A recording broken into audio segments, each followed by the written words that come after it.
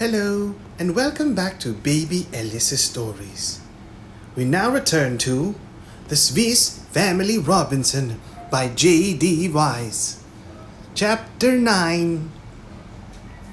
The winds at length were lulled. The sun shot his brilliant rays through the riven clouds. The rain ceased to fall. Spring had come. No prisoners set at liberty could have felt more joy than we did as we stepped forth from our winter abode, refreshed our eyes with the pleasant verdure around us, and our ears with the merry songs of 1,000 happy birds, and drank in the pure balmy air of spring. Our plantations were thriving vigorously. The seed we had sown was shooting through the moist earth. All nature was refreshed. Our nest was our first care. Filled with leaves and broken and torn by the wind, it looked indeed dilapidated. We worked hard, and in a few days it was again habitable.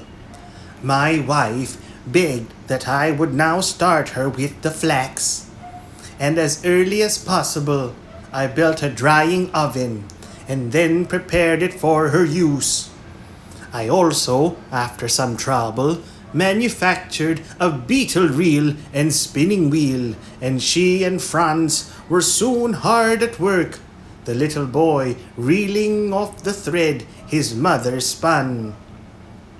I was anxious to visit Tent Huln, for I feared that much of our precious stores might have suffered. Fritz and I made an excursion thither. The damage done to Falconhurst was as nothing compared to the scene that awaited us. The tent was blown to the ground, the canvas torn to rags, the provisions soaked, and 2 casks of powder utterly destroyed. We immediately spread such things as we hoped yet to preserve in the sun to dry. The pinnace was safe, but our faithful tugboat was dashed in pieces, and the irreparable damage we had sustained made me resolve to contrive some safer and more stable winter quarters before the arrival of the next rainy season. Fritz proposed that we should hollow out a cave in the rock, and though the difficulties such an undertaking would present appeared almost insurmountable, I yet determined to make the attempt. We might not, I thought, hew out a cavern of sufficient size to serve as a room, but we might at least make a cellar for the more valuable and perishable of our stores. Some days afterwards, we left Falconhurst with the cart laden with a cargo of spades, hammers, chisels, pickaxes, and crowbars, and began our undertaking. On the smooth face of the perpendicular rock, I drew out in chalk the size of the proposed entrance, and then, with minds bent on success, we battered away. 6 days of hard and incessant toil made but little impression.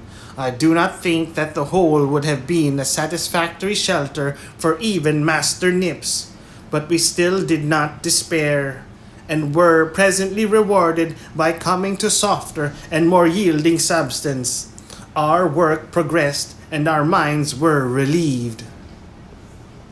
On the 10th day, as our preserving blows were falling heavily, Jack, who was working diligently with a hammer and crowbar, shouted, "Gone, father! Fritz, my bar has gone through the mountain!" "Run round and get it," laughed Fritz. "Perhaps it has dropped into Europe. You must not lose a good crowbar. But really, it is through. It went right through the rock. I heard it crash down inside. Oh, do come and see," he shouted excitedly. We sprang to his side, and I thrust the handle of my hammer into the hole he spoke of. It met with no opposition. I could turn it in any direction I chose. Fritz handed me a long pole.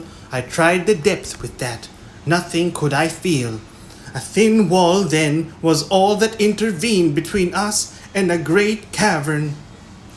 With a shout of joy, the boys battered vigorously at the rock. Piece by piece fell, and soon the hole was large enough for us to enter. I stepped near the aperture and was about to make a further examination when a sudden rush of poisonous air turned me giddy. And shouting to my sons to stand off, "Stand off, my sons!" I leaned against the rock. When I came to myself, I explained to them the danger of approaching any cavern or other place where the air has for a long time been stagnant. Unless air is incessantly renewed, it becomes vitiated. Vitiated. Vitiated. Vitiated. Vitiate, spoil or impair the quality or efficiency of. Vitiate. Unless air is incessantly renewed, it becomes vitiated, I said, and fatal to those who breathe it. The safest way of restoring it to its original state is to subject it to the action of fire. A few handfuls of blazing hay thrown into this hole may, if the place be small, sufficiently purify the air within to allow us to enter without danger. We tried the experiment. The flame was extinguished the instant it entered. Though bundles of blazing grass were thrown in, no difference was made. Side note: what actually happens is that the oxygen supply becomes low. If there is sufficient oxygen to maintain the flame, the action of the flame increases air circulation, which then brings in more oxygen. The flame goes out if the oxygen supply is insufficient for its supply. In this case, it takes the fireworks to create adequate circulation. The next torch is able to blaze not because the air is purified, but because the oxygen is now sufficient to feed the fire. Now, we continue on with the story, baby Elias. I saw that we must apply some more efficacious remedy. Efficacious. Efficacious. Efficacious of something inanimate or abstract. Successful in producing a desired or intended result. Effective. Efficacious. I saw that we must apply some more efficacious remedy and sent the boys for a chest of signal rockets we had brought from the wreck. We let fly some dozens of these fiery serpents, which went whizzing in and disappeared at apparently a vast distance from us. Some flew like radiant meteors round, lighted up the mighty circumference, and displayed, as by a magician's wand, a sparkling, glittering roof. They looked like avenging dragons driving a foul, malignant fiend out of a beauteous palace. Beauteous palace. We awaited for a little while after these experiments, and I then again threw in lighted hay. It burned clearly. The air was purified. Fritz and I enlarged the opening, while Jack, springing on his buffalo, thundered away to Falconhurst to bear the great and astonishing news to his mother. Great must have been the effect of Jack's eloquence on those at home, for the timbers of the bridge were soon again resounding under the swift but heavy tramp of his steed, and he was quickly followed by the rest of our party in the cart. All were in the highest state of excitement. Jack had stowed in the cart all the candles he could find, and we now, lighting these, shouldered our arms and entered. I led the way, sounding the ground as I advanced with a long pole, that we might not fall unexpectedly into any great hole or chasm. Silently we marched. My wife, the boys, and even the dogs seemed overawed with the grandeur and beauty of the scene. We were in a grotto of diamonds, a vast cave of glittering crystal, and the candles reflected on the walls a golden light, bright as the stars of heaven. while great crystal pillars rose from the floor like mighty trees, mingling their branches high above us and drooping in hundreds of stalactites, which sparkled and glittered with all the colors of the rainbow.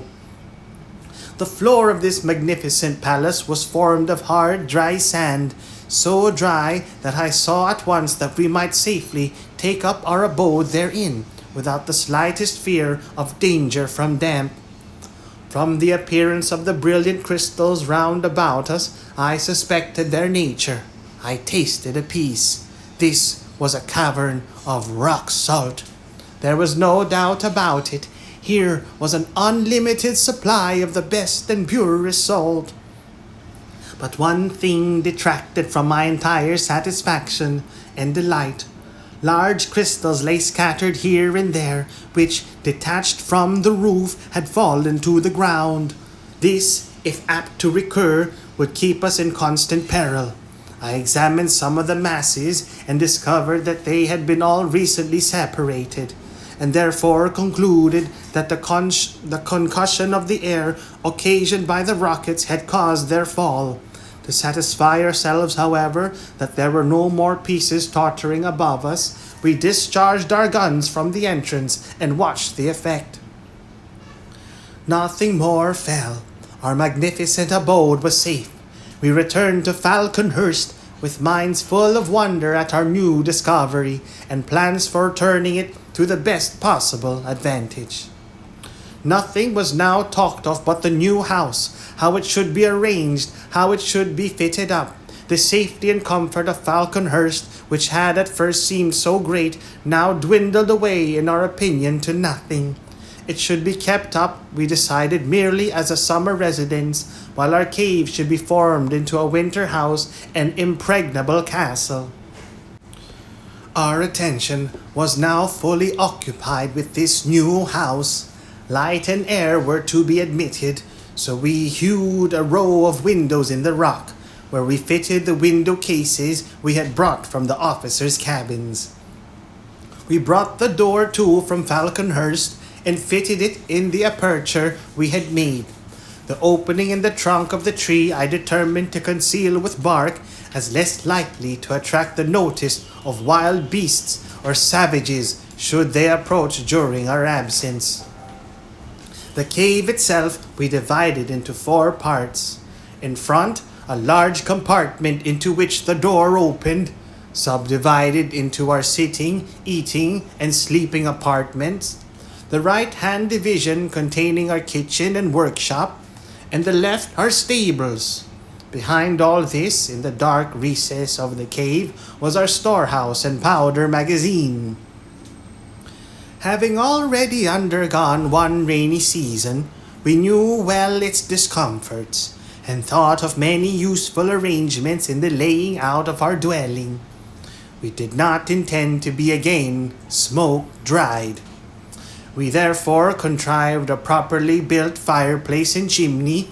Our stable arrangements too were better, and plenty of space was left in our workshop, that we should not be hampered in even the most extensive operations. Our frequent residence at Tentholm revealed to us several important advantages which we had not foreseen. Numbers of splendid turtles often came ashore to deposit their eggs in the sand, and their delicious flesh afforded us many a sumptuous meal. When more than one of these creatures appeared at a time, we used to cut off their retreat at the sea, and turning them on their backs, fasten them to a stake driven in close by the water's edge, by a cord passed through a hole in their shell. We thus had fresh turtle continually within our reach, for the animals strove well thus secured, and appeared in as good condition after having been kept thus for several weeks, as others when freshly caught. Lobsters, crabs, and mussels also abounded on the shore, but this was not all. An additional surprise awaited us. As we were one morning approaching Tentholm, we were attracted by a most curious phenomenon. The The waters out to sea appeared agitated by some unseen movement, and as they heaved and boiled, their surface, struck by the beams of the morning sun, seemed illuminated by flashes of fire. Over the water where this disturbance was taking place hovered hundreds of birds, screaming loudly, which ever and anon would dart downwards, some plunging beneath the water, some skimming the surface. Then again they would rise and resume their harsh cries. The shining, sparkling mass then rolled onwards and approached in a direct line our bay, followed by the feathered flock above. We hurried down to the shore to further examine this strange sight. I was convinced as we approached that it was a shoal or bank of herrings. No sooner did I give utterance to my conjecture than I was assailed by a host of questions concerning this herring bank, what it was, and what occasioned it. "A herring bank," I said, "is composed of an immense number of herrings swimming together. I can scarcely express to you the huge size of this living bank, which extends over a great area many fathoms deep. It is followed by numbers of great ravenous fish, who endeavor quantities of the herrings, while above hover birds, as you have just seen, ready to pounce down on stragglers near the top. To escape these enemies, the shoal makes for the nearest shore and seeks safety in those shallows where the large fish cannot follow. But here it meets with a third great enemy. It may escape from fish and elude the vigilance of sharp-sighted birds, but from the ingenuity of man it can find no escape. In one year, millions of these fish are caught, and yet the roes of only a small number would be sufficient to supply as many fish again. Soon our fishery was in operation. Jack and Fritz stood in the water with baskets and bawled out the fish as one bails water with a bucket. Throwing them to us on the shore as quickly as possible, we cleaned them and placed them in casks with salt. First a layer of salt, and then a layer of herring, and so on until we had ready many casks of pickled fish. As the barrels were filled, we closed them carefully and rolled them away to cool vaults at the back of our cave. Our good fortune, however, was not to end here. A day after the herring fishery was over and the shoal had left our bay, a great number of seals appeared, attracted by the refuse of the herrings which we had thrown into the sea. Though I feared they would not be suitable for our table, we yet secured a score or two for the sake of their skins and fat. The skins we drew carefully off for harness and clothing, and the fat we boiled down for oil, which we put aside in casks for tanning, soap making, and burning in lamps. These occupations interfered for some time with our work at Rock House, but as soon as possible we again returned to our labor with renewed vigor. I had noticed that the salt crystals had for their base a species of gypsum, which I knew might be made of great service to us in our building operations as plaster. Gypsum. Gypsum, a soft white or gray mineral consisting of hydrated calcium sulfate. It occurs chiefly in sedimentary deposits and is used to make plaster of Paris and fertilizers, and in the building industry. Gypsum. I had noticed that the salt crystals had for their base a species of gypsum, which I knew might be made of great service to us in our building operations as plaster. As an experiment, I broke off some pieces and after subjecting them to great heat, reduced them to powder. The plaster this formed with water was smooth and white, and as I had then no particular use to which I might put it in, I plastered over some of the herring casks, that I might be perfectly certain that all air was excluded. The remainder of the casks I left as they were, for I presently intended to preserve their contents by smoking. To do this, the boys and I built a small hut of reeds and branches, and then we strung our herring on lines across the roof. On the floor we lit a great fire of brushwood and moss, which threw out a dense smoke, curling in volumes round the fish, and they in a few days seemed perfectly cured. About a month after the appearance of the herrings, we were favored by a visit from other shoals of fish. Jack espied them first and called to us that a lot of young whales were off the coast.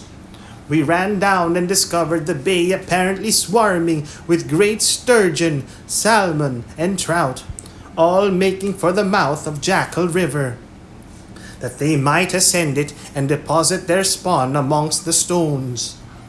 Jack was delighted at his discovery. "Here are proper fish," he exclaimed. "None of your paltry fry. How do you preserve these sort of fish? Potted, salted, or smoked?" "Not so fast," said I. "Not so fast. Tell me how they are to be caught, and I will tell you how they are to be cooked." "Oh, I'll catch them fast enough," he replied, and darted off to Rock House. While I was still puzzling my brains as to how I should set to work, he returned with his fishing apparatus in hand, a bow and arrow, and a ball of twine. At the arrowhead he had fastened a barbed spike, and had secured the arrow to the end of the string. Armed with this weapon, he advanced to the river's edge. His arrow fell from the bow, and to my surprise struck one of the largest fish in the side. "Help, father, help!" he cried, as the great fish darted off, carrying arrow and all with it. "Help, or he will pull me into the water." I ran to his assistance, and together we struggled with the finny monster. He pulled tremendously and lashed the water around him, but we held the cord fast, and he had no chance of escape. Weaker and weaker grew his struggles, and at length, exhausted by his exertions and loss of blood, he allowed us to draw him ashore. He was a noble prize, and Fritz and Ernest, who came up just as we completed his capture, were quite envious of Jack's success. Not to be behindhand, they eagerly rushed off for weapons themselves.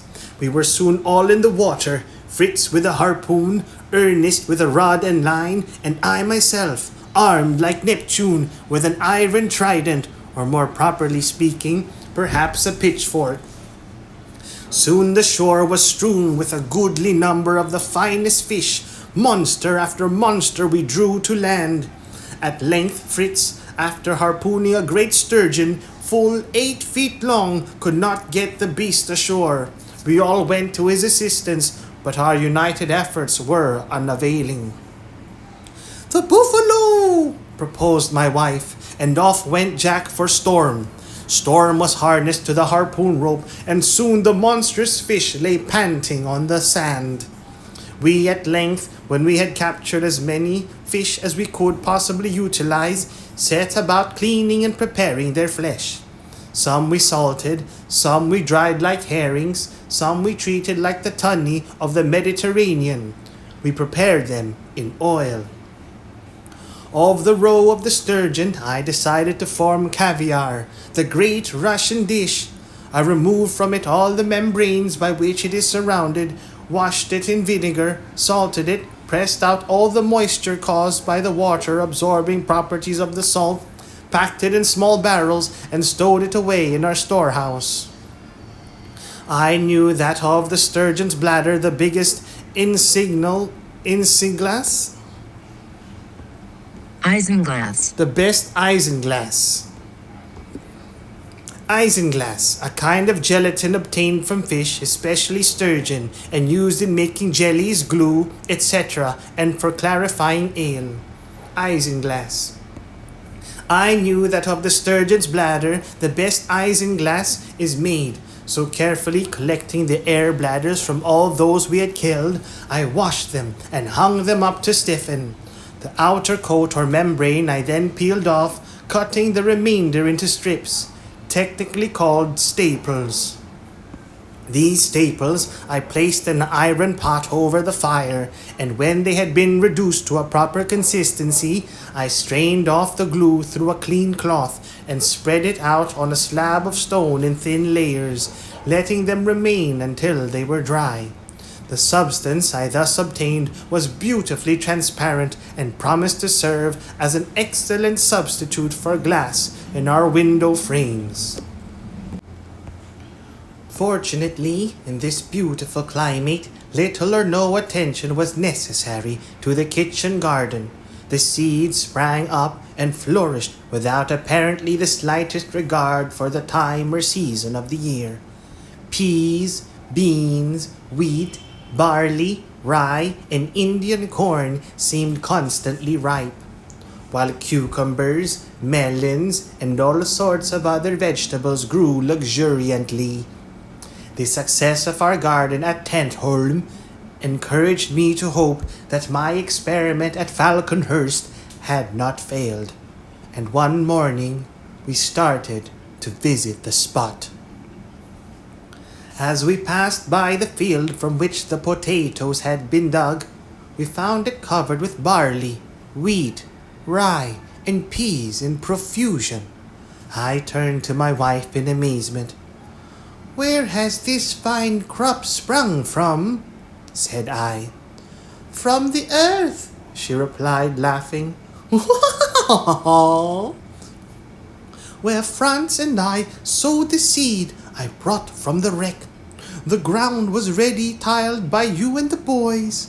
All we had to do was to scatter the seed." I was delighted at the sight, and it augured well. Augured well. Augur, of an event or circumstance, portend a good or bad outcome. Augur.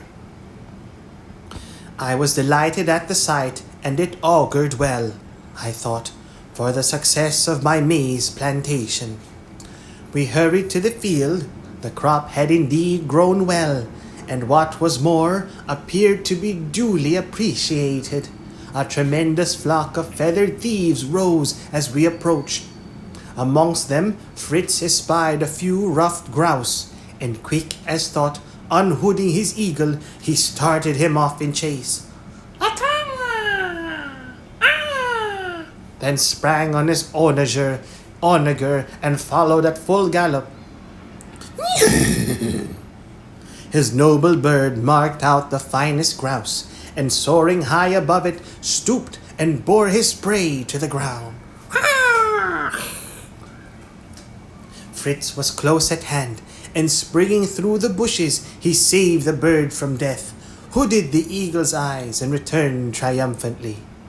Jack had not stood idle, for slipping his pet fangs, he had started him among some quails who remained upon the field, and to my surprise the jackal secured some dozen of the birds, bringing them faithfully to his master's feet. We then turned our step towards Falconhurst, where we were refreshed by a most delicious drink my wife prepared for us. The stems of the young Indian corn crushed, strained, and mixed with water, and the juice of the sugar cane. We then made preparations for an excursion the following day, for I wished to establish a sort of semi-civilized farm at some distance from Falconhurst, where we might place some of our animals which had become too numerous with our limited means to supply them with food. In the large cart to which we harnessed the buffalo, cow, and ass, we placed a dozen fowls, 4 young pigs, 2 couple of sheep, and as many goats, and a pair of hens and 1 cock grouse. Fritz led the way on his onager, and by a new track we forced a passage through the woods and tall grasses towards Cape Disappointment. The difficult march was at length over, and we emerged from the forest upon a large plain covered with curious little bushes. The branches of these little shrubs and the ground above them were covered with pure white flakes. "Snow! Snow!" exclaimed Franz. "Oh, mother, come down from the cart and play snowballs. This is jolly, much better than the ugly rain." I was not surprised at the boy's mistake, for indeed the flakes did look like snow. But before I could express my opinion, Fritz declared that the plant must be a kind of dwarf cotton tree. We approached nearer and found he was right. Soft, fine wool enclosed its pods, and still hanging on the bushes or lying on the ground, abounded in every direction. We had indeed discovered this valuable plant. My wife was charmed, and gathering a great quantity in 3 capacious bags, we resumed our journey. Crossing the cotton field, we ascended a pretty wooded hill. The view from the summit was glorious, luxuriant grass at our feet stretching down the hillside, dotted here and there with shady trees, among which gushed down a sparkling brook, while below lay the rich green forest with the sea beyond. What better situation could we hope to find for our new farm? Pasture, water, shade, and shelter, all were here. We pitched our tent, built our fireplace, and leaving my wife to prepare a repast, Fritz and I selected a spot for the erection of our shed. We soon found a group of trees so situated that the trunks would serve as posts for our intended building. Thither we carried all our tools, and then, as the day was far advanced, enjoyed our supper, and lay down upon most comfortable beds which my wife had prepared for us with the cotton. The group of trees we had selected was exactly suited to our purpose, for it formed a regular rectilinear figure. Rectilinear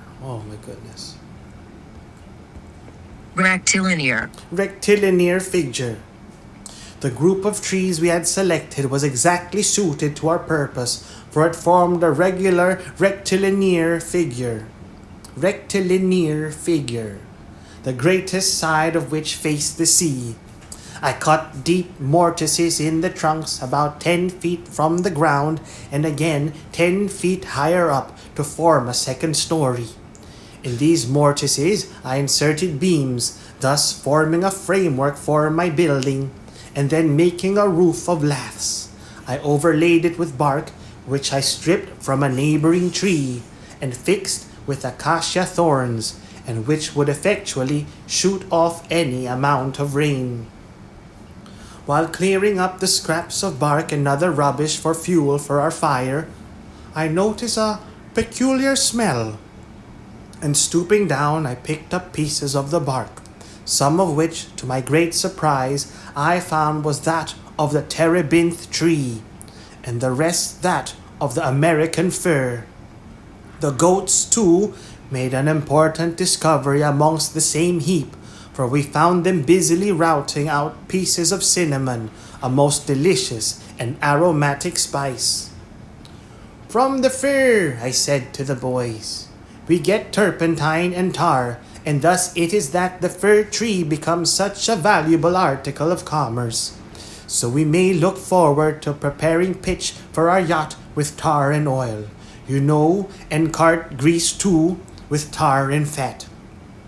I do not know that you will equally appreciate the terebinth tree. A gum issues from incisions in the bark which hardens in the sun and becomes as transparent as amber. When burned, it gives forth a most delicious perfume, and when dissolved in spirits of wine, forms a beautiful, transparent varnish." The completion of our new farmhouse occupied us several days. We wove strong lianas. We wove strong lianas and other creepers together to form the walls to the height of about 6 feet. The rest up to the roof, we formed merely of a lattice work of laths to admit both air and light. Within, we divided the house into 3 parts. One subdivided into stalls for the animals, a second fitted with perches for the birds, and a third simply furnished with a rough table and benches to serve as a sleeping apartment for ourselves.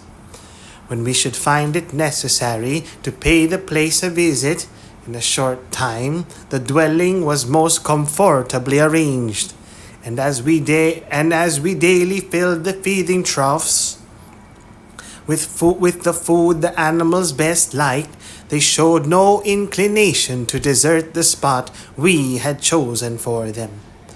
Yet, hard as we had worked, we found that the provisions we had brought with us would be exhausted before we could hope to be able to leave the farm. I therefore dispatched Jack and Fritz for fresh supplies.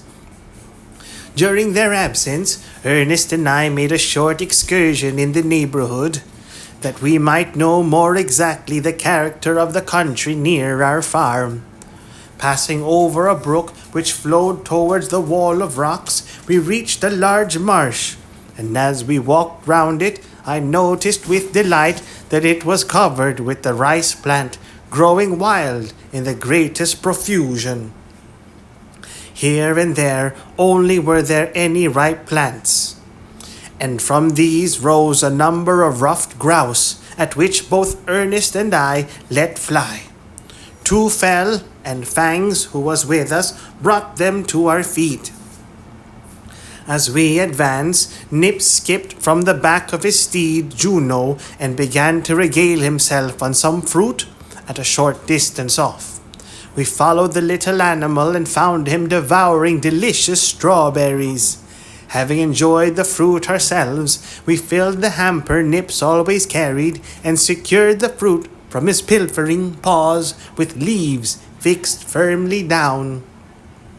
I then took a sample of the rice seeds to show my wife, and we continued our journey. Presently, we reached the borders of the pretty lake which we had seen beyond the swamp. The nearer aspect of its calm blue waters greatly charmed us, and still more so the sight of numbers of black swans disporting themselves on the glassy surface, in which their stately forms and graceful movements were reflected as in a mirror. It was delightful to watch these splendid birds, old and young, swimming together in the peaceful enjoyment of life, seeking their food and pursuing one another playfully in the water. I could not think of breaking in upon their happy, beautiful existence by firing among them, but our dog Juno was by no means so considerate, for all at once I heard a plunge, and saw her drag out of the water a most peculiar-looking creature, something like a small otter, but not above 22 inches in length, which she would have torn to pieces had we not hurried up and taken it from her. This curious little animal was of a soft dark brown color, the fur being of a lighter shade under the belly. Its feet were furnished with large claws, and also completely webbed. The head small, with deeply set eyes and ears, and terminating in a broad flat bill like that of a duck. The singularity seemed to us so droll that we both laughed heartily, feeling at the same time much puzzled to know what sort of animal it could possibly be. For want of a better, we gave it the name of the beast with a bill. Side note, a platypus. The next time they encounter one, he knows its name.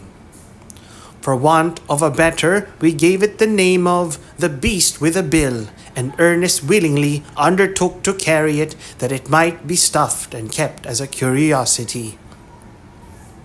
After this, we returned to the farm, thinking our messengers might soon arrive, and sure enough, in about a quarter of an hour, Fritz and Jack made their appearance at a brisk trot, and gave a circumstantial account of their mission.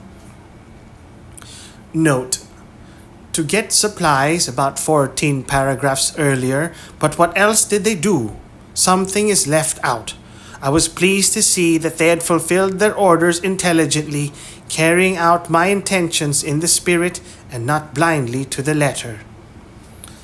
Next morning, we quitted the farm, which we named Woodlands.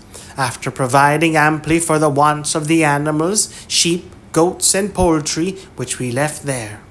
Shortly afterwards, on entering a wood, we found it tenanted by an enormous number of apes, who instantly assailed us with showers of fir cones, uttering hideous and angry cries, and effectually checking our progress.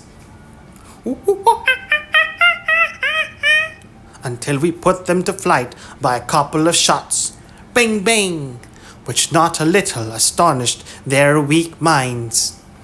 Fritz picked up some of their missiles, and showing them to me, I recognized the cone of the stone pine. "By all means gather some of these cones, boys," said I. "You will find the kernel has a pleasant taste, like almonds, and from it we can, by pressing, obtain an excellent oil. Therefore, I should like to carry some home with us." A hill, which seemed to promise a good view from its summit, next attracted my notice, and, on climbing it, we were more than repaid for the exertion by the extensive and beautiful prospect which lay spread before our eyes.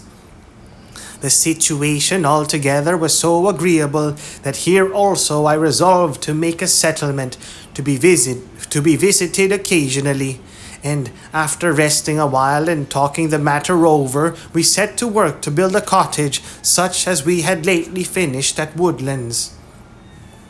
Our experience there enabled us to proceed quickly with the work, and in a few days the rustic abode was completed and received by earnest choice the grand name of Prospect Hill.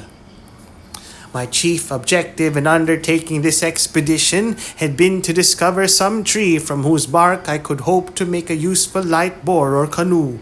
Hitherto I had met with none at all fit for my purpose.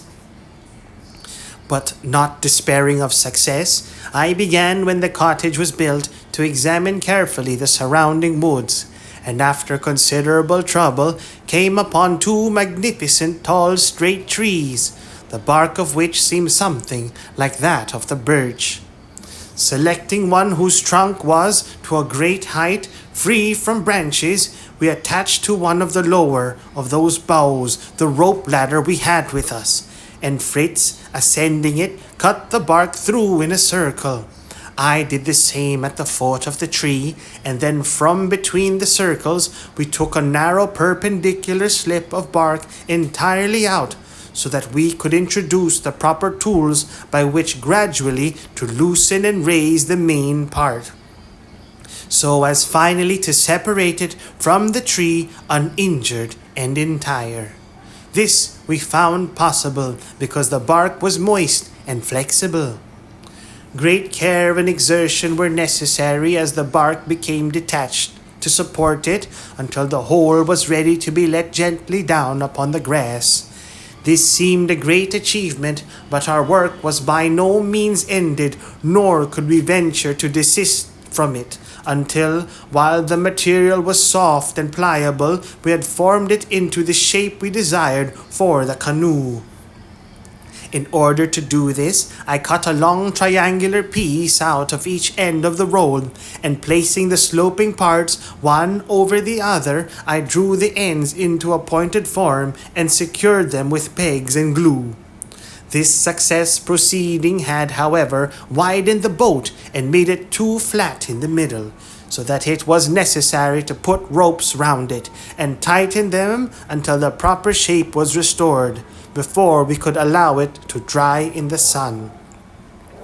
This being all I could do without a greater variety of tools, I determined to complete my work in a more convenient situation, and forthwith dispatched Fritz and Jack with orders to bring the sledge, which now ran on wheels taken from gun carriages, that the canoe might be transported directly to the vicinity of the harbor at Tentholm. During this absence, I was fortunately found During their absence, I fortunately found some wood naturally curved, just suited for ribs to support and strengthen the sides of the boat. When the two lads returned with the sledge, it was time to rest for the night. But with early dawn, we were again busily at work. The sledge was loaded with the new boat and everything else we could pack into it, and we turned our steps homewards, finding the greatest difficulty, however, in getting our vehicle through the woods. We crossed the bamboo swamp, where I cut a fine mast for my boat, and came at length to a small opening or defile in the ridge of rocks, where a little torrent rushed from its source down into the larger stream beyond. Here we determined to make a halt in order to erect a great earth wall across the narrow gorge, which, being thickly planted with prickly pear, Indian fig, and every thorny bush we could find, would in time form an effectual barrier against the intrusion of wild beasts, the cliffs being, to the best of our belief, in every other part inaccessible. For our own convenience, we retained a small winding path through this barrier, concealing and defending it with piles of branches and thorns, and also we contrived a light drawbridge over the stream, so that we rendered the pass altogether a very strong positron.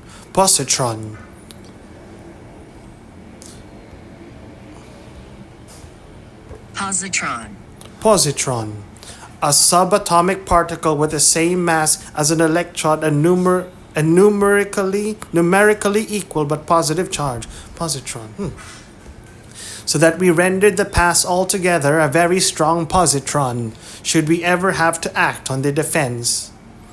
The work occupied 2 days, and continuing on our way, we were glad to rest at Falconhurst before arriving, quite tired and worn out, at Tentholm.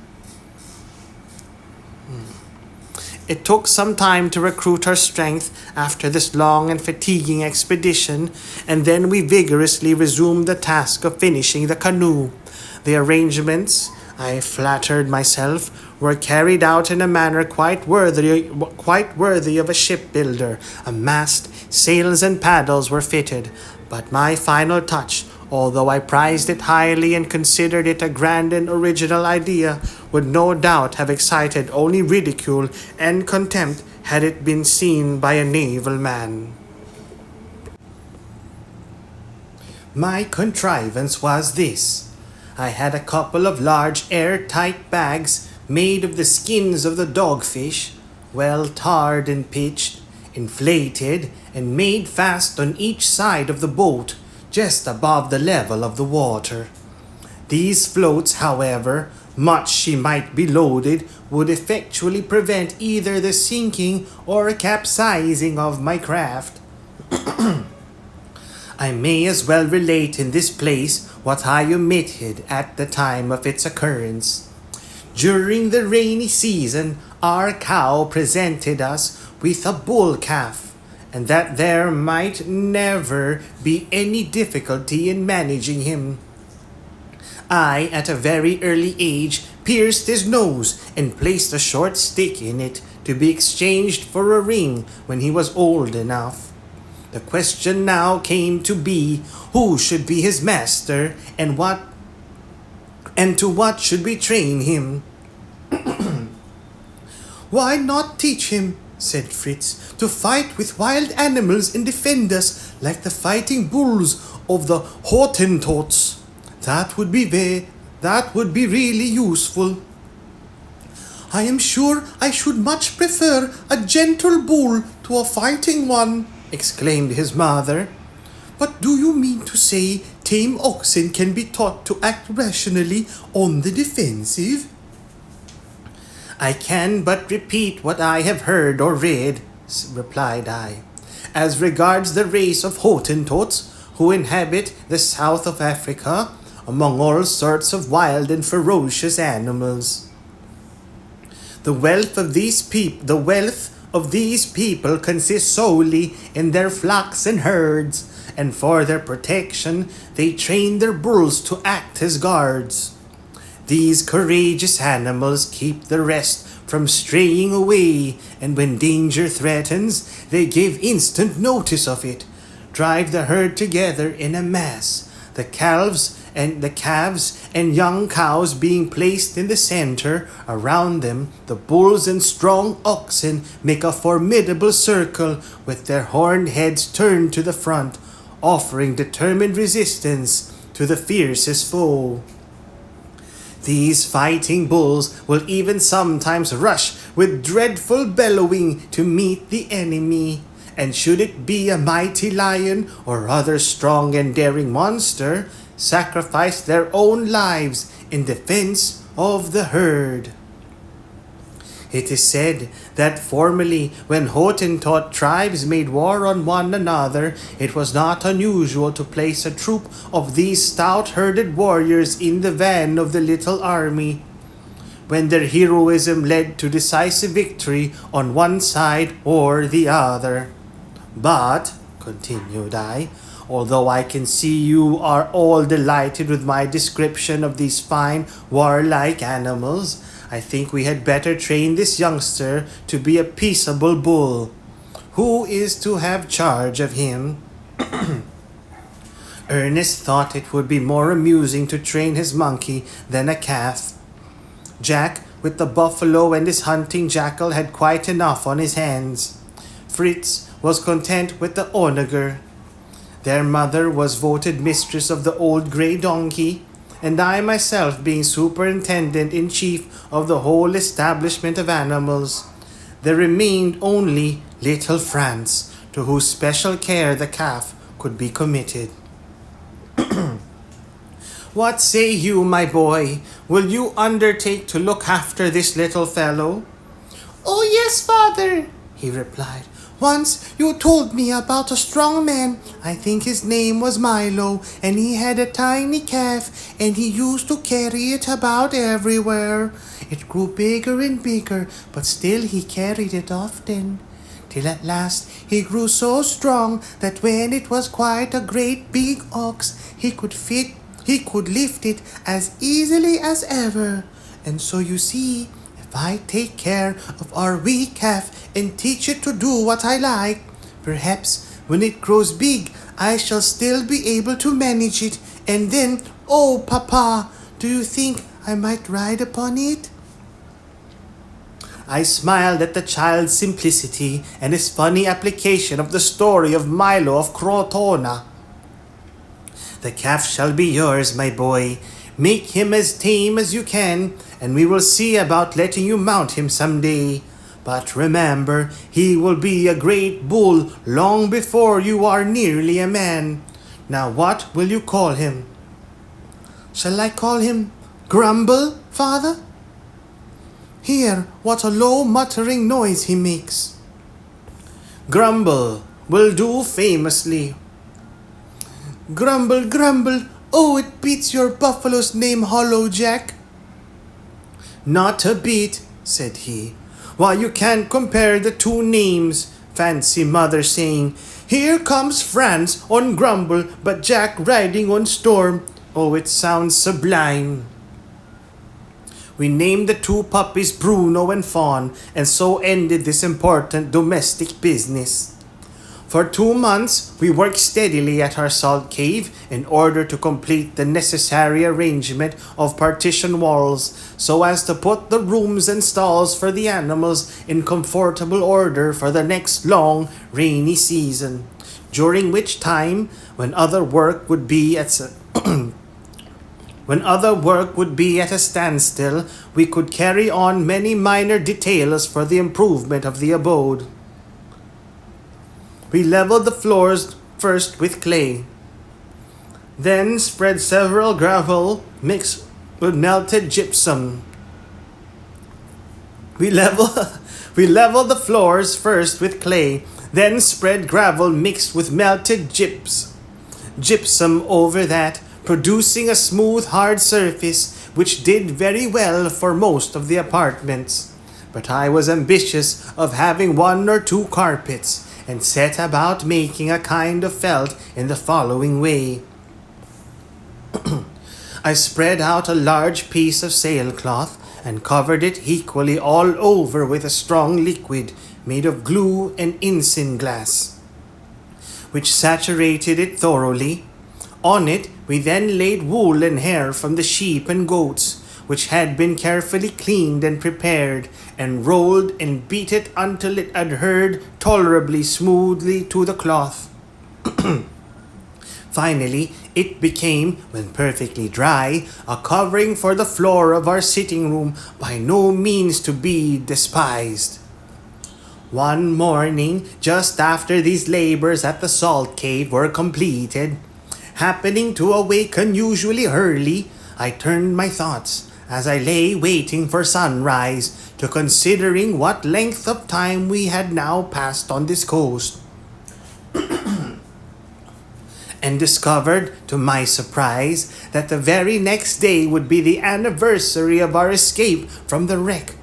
My heart swelled with gratitude to the gracious God who had then granted us deliverance and ever since had loaded us with benefits. And I resolved to set tomorrow apart as a day of thanksgiving and joyful celebration of the occasion. My mind was full of indefinite plans when I rose, and the day's work began as usual. I took care that everything should be cleaned, cleared, and set in order both outside and inside our dwelling. None, however, suspecting that there was any particular object in view, other more private preparations I also made for the next day. At supper, I made the coming event known to the assembled family. Good people, do you know that tomorrow is a very great and important day? We shall have to keep it in honor of our merciful escape to this land, and call it Thanksgiving Day. Everyone was surprised to hear that we had already been 12 months in the country. Indeed, my wife believed I might be mistaken, until I showed her how I had calculated regularly ever since the 31st of January, on which day we were wrecked, by marking off in my almanac the Sundays as they arrived for the remaining 11 months of that year. Since then, I added, I have counted 31 days. This is the 1st of February. We landed on the 2nd, therefore tomorrow is the anniversary of the day of our escape. As my bookseller has not sent me an almanac for the present year, we must henceforth reckon for ourselves. Oh, that will be good fun for us, said Ernest.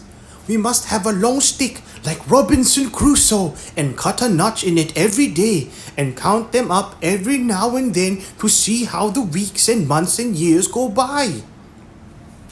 That is all very well, if you know for certain the number of days in each month and in the year. What do you say, Ernest? The year contains 365 days, 5 hours, 48 minutes, and 45 seconds, returned he promptly. Perfectly correct, said I, smiling.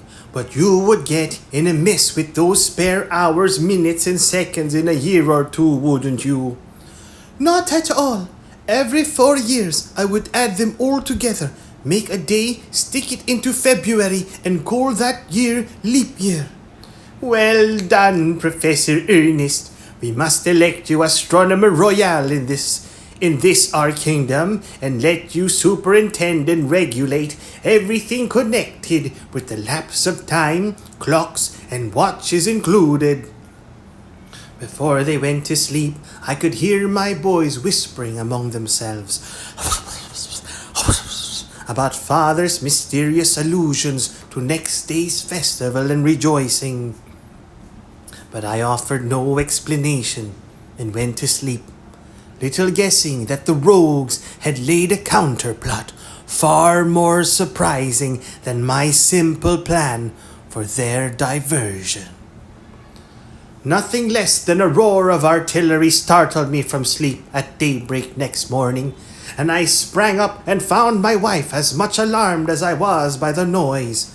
Otherwise, I should have been inclined to believe it fancy. Fritz, Dress quickly and come with me, cried I, turning to his hammock. Lo, it was empty. Neither he nor Jack were to be seen. Altogether bewildered, I was hastily dressing when their voices were heard, and they rushed in shouting, Hurrah! Didn't we rouse you with a right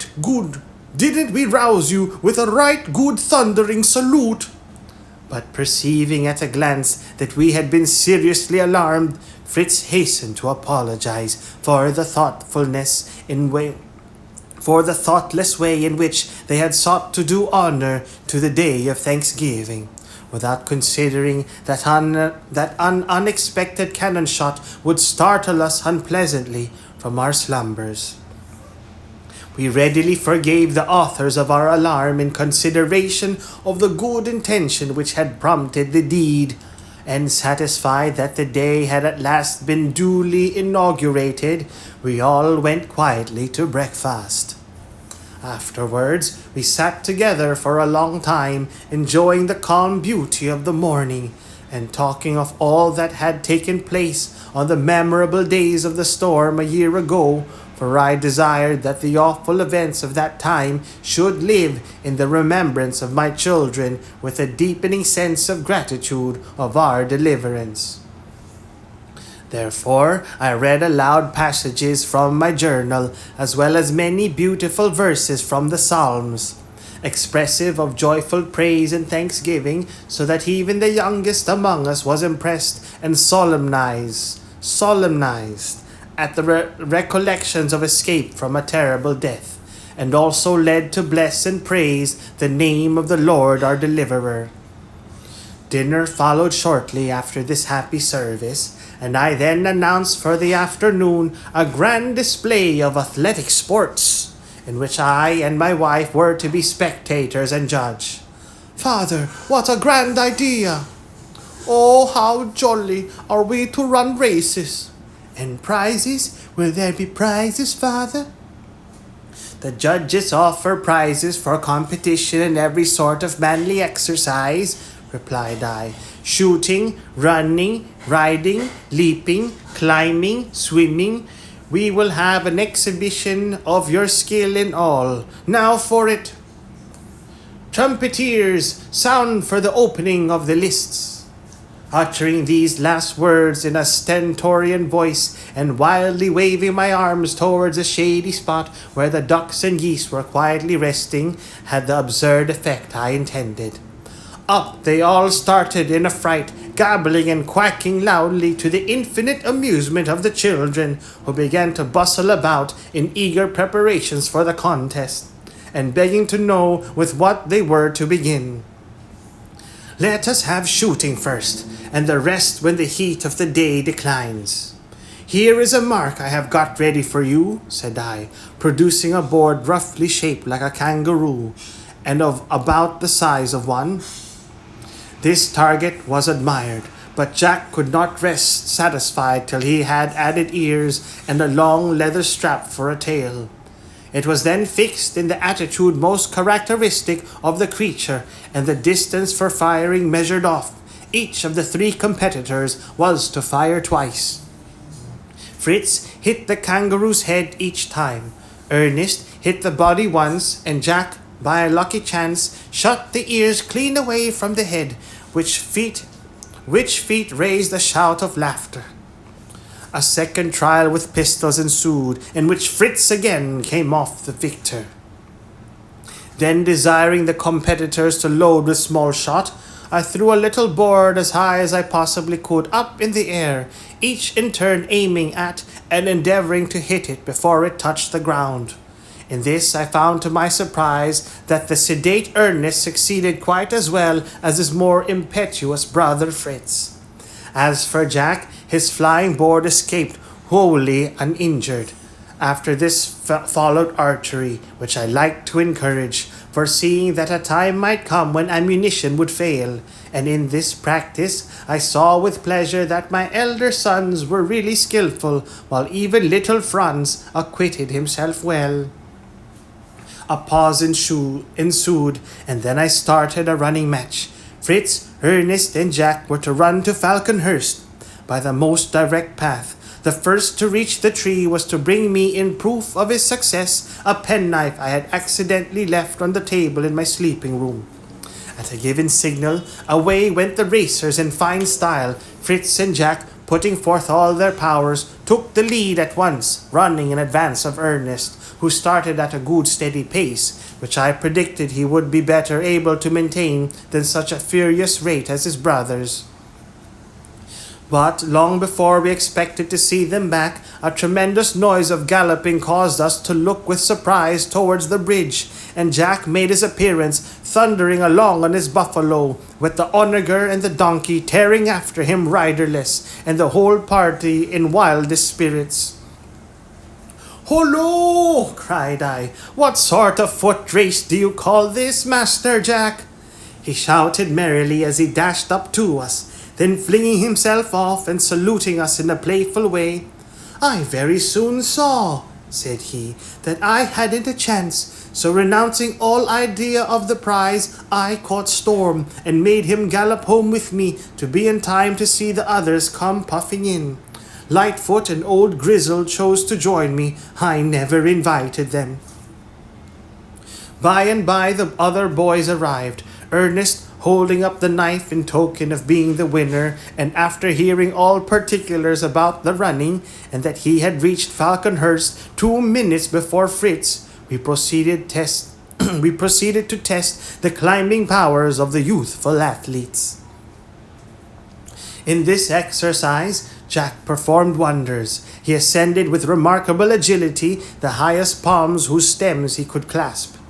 And when he put on the shark-skin buskins, which enabled him to take firm hold of larger trees, he played antics like a squirrel or a monkey, peeping and grinning at us, at first on one side of the stem, then on the other, in a most diverting way.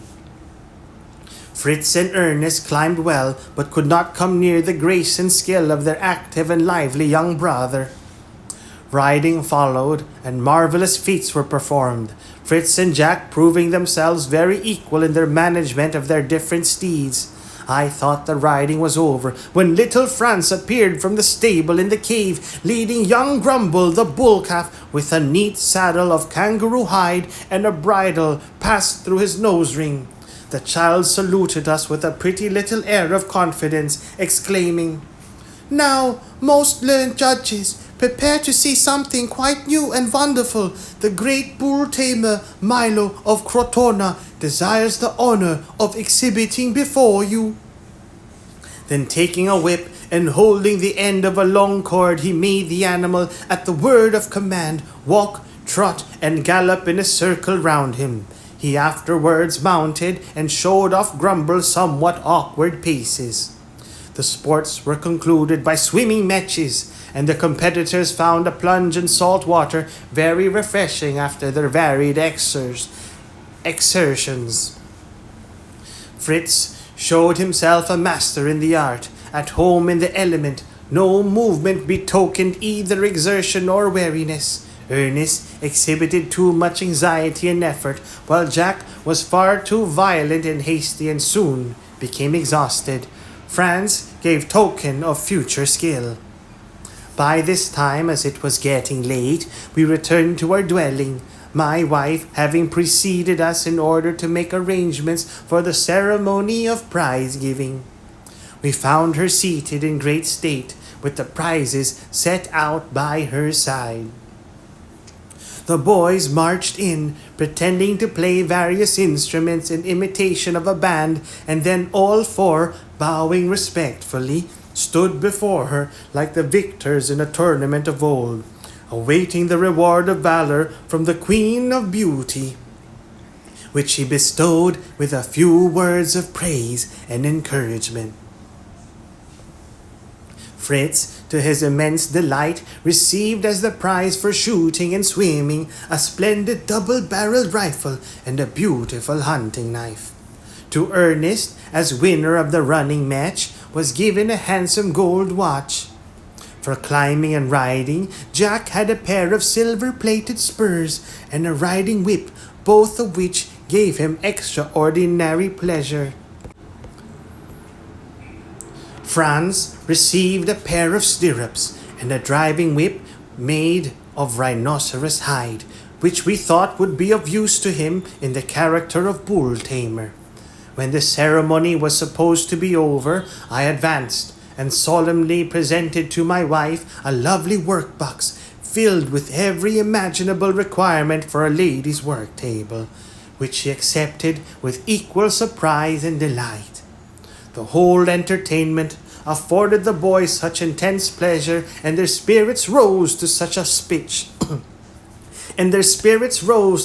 pitch, that nothing would serve them but another salvo of artillery in order to close with befitting dignity and honor so great a day. They gave me no peace till they had leave to squander some gunpowder, and then at last their excited feelings seemed relieved. We were able to sit down to supper. Shortly afterwards, we joined in family worship and retired to rest. Soon after the great festival of our grand Thanksgiving Day, I recollected that it was now the time when, the figs at Falconhurst being ripe, immense flocks of ortolans and wild pigeons were attracted thither. And as we had found those preserved last year of the greatest use among our stores of winter provisions, I would not miss the opportunity of renewing our stock. And therefore, laying aside the building work, we removed with all speed to our home in the tree, where sure enough we found the first detachment of the birds already busy with the fruit. In order to spare ammunition, I resolved to concoct a strong sort of birdlime, of which I had read in some account of the Palm Islanders, who make it of fresh caoutchouc mixed with oil, and of so good a quality that it has been known to catch even peacocks and turkeys. Fritz and Jack were therefore dispatched to collect some fresh caoutchouc from the trees, and as this involved a good gallop on Storm and Lightfoot, they nothing loth set off. They took a supply of calabashes in which to bring the gum, and we found it high time to manufacture a fresh stock of these useful vessels. I was beginning to propose an expedition to the gourd tree wood, regretting the time it would take to go such a distance, when my wife reminded me of her plantation near the potato field. There, to our joy, we found that all the plants were flourishing, and crops of gourds and pumpkins in all stages of ripeness covered the ground. Selecting a great number suited to our purpose, we hastened home and began the manufacture of basins, dishes, plates, flasks, and spoons of all sorts and sizes, with even greater success than before. When the riders returned with caoutchouc, they brought several novelties besides. A crane, for example, shot by Fritz, and an animal which they called a marmot, but which to me seemed much more like a badger. Aniseed, turpentine, and waxberries for candles they had also collected, and a curious fruit which they introduced by the name of the monkey plant. And pray wherefore monkey plant, may I ask? Well, for this reason, father, answered Fritz. We came upon an open space in the forest near Woodlands, and perceived a troop of monkeys, apparently engaged, as Jack said, in cultivating the soil. Being curious to make out what they were at, we tied up the dogs, as well as Storm and Lightfoot, and crept near enough to see that the apes were most industriously grubbing up and eating roots. This they did in a way that nearly choked us with laughter. For when the root was rather hard to pull up, and the leaves were torn off, they seized it firmly in their teeth, and flung themselves fairly heels over head in the most ludicrous fashion you ever saw, and up came the root, unable to resist the leverage. Of course, we wanted to see what this dainty morsel was like, so we loosened the dogs, and the apes cleared out double quick, leaving plenty of the roots about. We tasted them and thought them very nice. Will you try one? The plant was quite new to me, but I imagined it might be what is called in China ginseng, and there prized and valued beyond anything. The children being curious to hear more about this ginseng, I continued. In China, it is considered so strengthening and wholesome that it is used as a sort of universal medicine, being supposed to prolong human life. The emperor alone has the right to permit it to be gathered, and guards are placed round land where it grows. Ginseng is to be found in Tartary and has lately been discovered in Canada. It is cultivated in Pennsylvania because the Americans introduced it secretly into China as smuggled merchandise. Fritz then continued. After this, we went on to woodlands, but mercy on us, what a confusion the place was in. Everything smashed or torn and covered with mud and dirt, the fowls terrified, the sheep and goats scattered, the contents of the rooms dashed about as if a whirlwind had swept through the house. What? I exclaimed, while my wife looked horrified at the news, conjuring up in her imagination hordes of savages who would soon come and lay waste Falconhurst and Tentholm as well as Woodlands. How can that have happened? Did you discover the authors of all this mischief? Oh, said Jack. It was easy to see that those dreadful monkeys had done it all.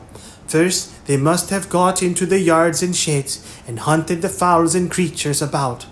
And then, I dare say, the cunning rascals put a little monkey in at some small opening and bid him unfasten the shutters.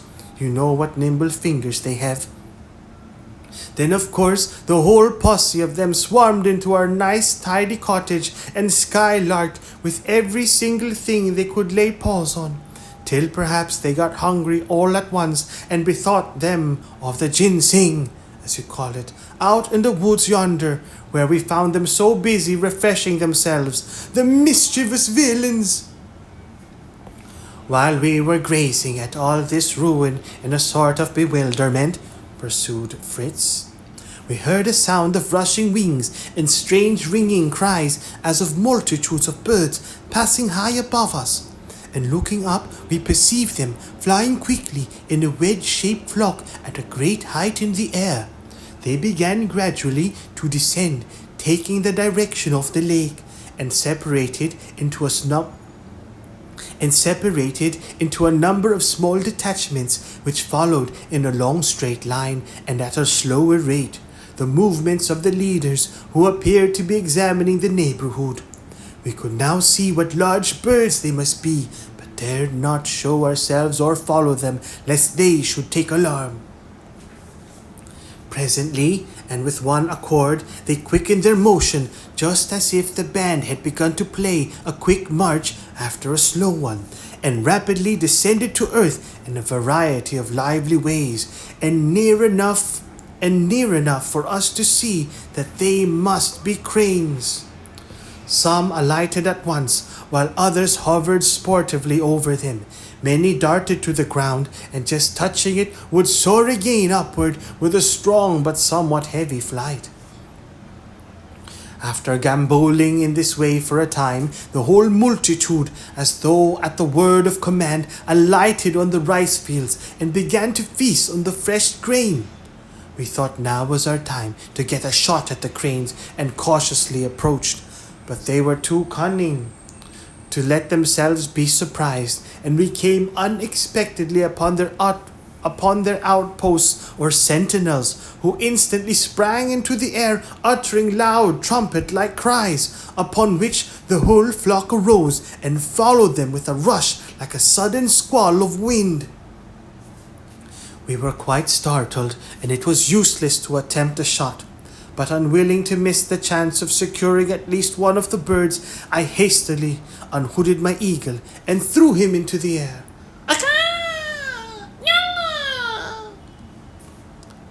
With a piercing cry, he soared away high above them, then shot downwards like an arrow, causing wild confusion among the cranes. The one which the eagle attacked sought to defend itself. A struggle followed, and they came together to the ground not far from where we stood. Hastening forward to my grief, I found the beautiful crane already dead. The eagle, luckily unhurt, was rewarded with a small pigeon from my game bag. After this we went back to Woodlands. We went back to Woodlands, got some turpentine and a bag of rice, and set off for home. Fritz's interesting story being ended and supper ready, we made trial of the new roots and found them very palatable, either boiled or stewed. The monkey plant, however, if it really proved to be the ginseng of the Chinese, would require to be used with caution, being of an aromatic and heating nature. We resolved to transplant a supply of both roots to our kitchen garden.